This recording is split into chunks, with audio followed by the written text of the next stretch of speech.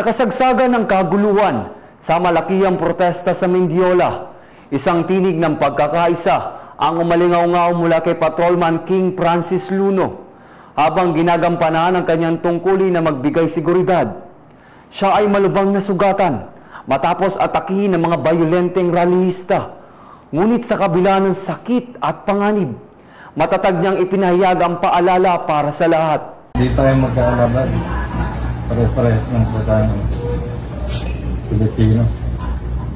Yan ang naging mensahe ni Patrolman King Francis Luno.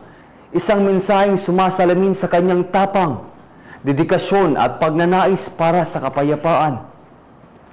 Isa si Patrolman King Francis Luno sa mga nakabarikadang pulis sa Mendiola para magbigay ng seguridad at masiguro ang kaligtasan ng bawat lalahok sa nasabing malaking pagtitipon. Sa kaliwat kanang kaguluhan, ang kanyang tinig ay nagbibigay ng pag-asa at paalala na higit sa lahat ng ating paniniwala, hinaing at nararamdaman, iisa ang ating lahi, ang pagiging Pilipino.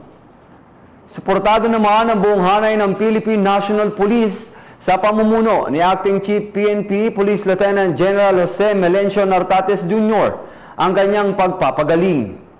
Para kay Patrolman King Francis Luno, ang serbisyo ay hindi lamang tungkulin, kundi sakripisyo para sa kapakanan ng bawat Pilipino. Yung isa pong tumulong sa akin na babae na realista na, "Sir, tumakbo ka na, parang awa mo na."